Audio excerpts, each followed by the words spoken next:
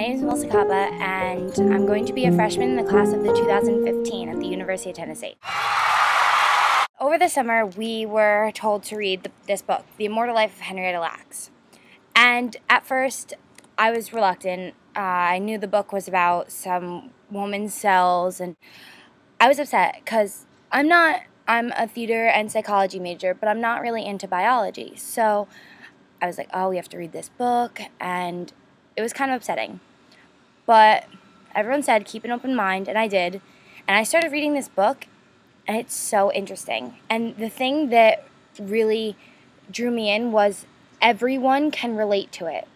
Because every single person in the world has been related or knows someone that has been related to someone that died of cancer. I myself, my grandfather died of cancer.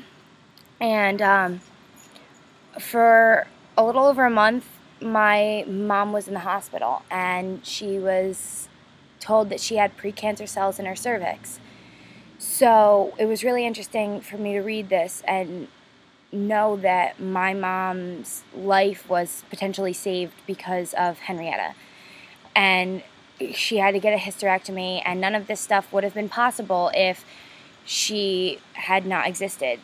And I think that's really important, and not only has this book educated me, but it has made me more sensitive to cancer and what people go through and the segregation that people experienced.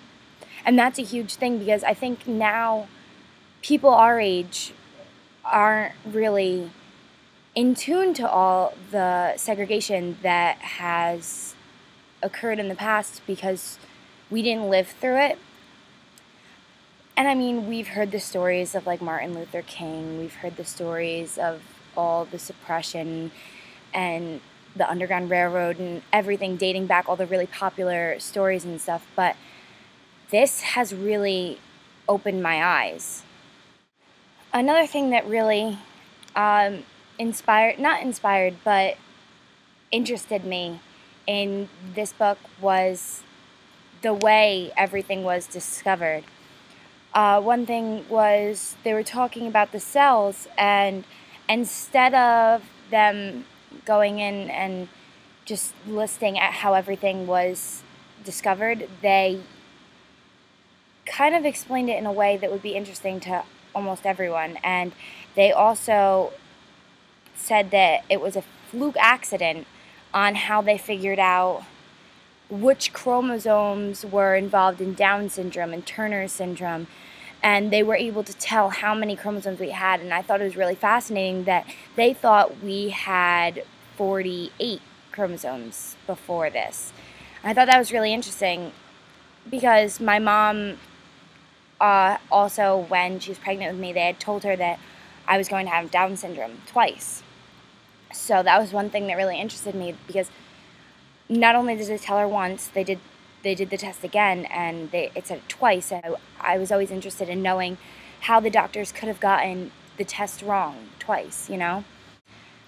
And just all the stuff, the medical advances that they made. Also, another thing was everyone thought that because these cells were immortal, everyone was going to live forever. And I understand everyone's desire not to die and to avoid death, but there's so many problems that arise with immortality. One, main thing is overpopulation. We already have 7 billion people in the world or more.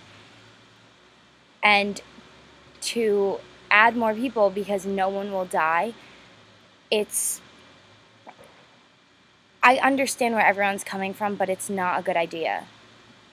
And I mean, they already said that already in 2011, the first person has been born that's going to live to be 150. Now we look and we're 105 is old. People are going to be living to 150. That means 105 is going to be the new 70. I think the way technology is advancing, it's mind-blowing. And sometimes I don't think it's a good thing, but don't get me wrong, I'm glad that there have been those medical advances that allow someone to go in and get laser eye surgery to correct their vision, or just to go and have open heart surgery. Like, all these things that are these medical advances that wouldn't have been possible. I'm really glad that I read it, because I feel that not only did I have to sit here and do a project, but I can have intellectual conversations. It's really cool that I can sit there and understand all this stuff in the book. I just think that we should give more credit to her. And I think that Rebecca Skloot has given that insight to her life. I think it was really important, and I'm really glad that she did it. In conclusion, The Life of the Mind for the class of 2015 has been a really good way to kick off college. It's interesting, it's provoking, and you can get into all the real issues. I'm really glad that we had to read it, and I would definitely recommend it to people.